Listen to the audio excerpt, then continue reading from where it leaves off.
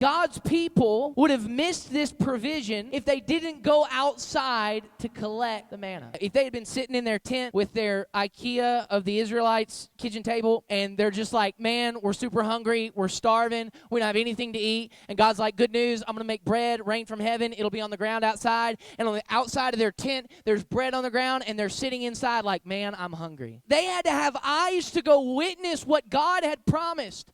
They had to go and experience God's provision. They could have starved in their tents if they didn't have eyes to recognize what God had done. Think about how dumb it would have been. Billy Bob, the Israelite, wakes up the morning after bread falls from heaven, and he puts on his camo, and he's walking outside the camp, and they're like, where are you going, Billy Bob? And he's like, I'm going hunting. I'm starving. I'm going to go kill myself something to eat. Walking past the bread that God had rained. We'd think that was stupid. If he's walking outside the camp, and he's got his fishing pole over his shoulder. He's like, I'm going to catch something to eat in the desert. I don't know why I have a fishing pole, but I'm starving, and I'm going to try and find some food. If he had not witnessed what God had done, if he had not experienced God's provision, it would not have been God's fault, but it would have been theirs. And as dumb as that sounds, so many of us do the exact same thing. So many of us walk in ignorance to the provision of God in our lives because we're too self-absorbed to notice it. We're so stuck in our world. We're so stuck in our ways. We're so stuck in our plans. We're so stuck in our ideas that we don't open our eyes to see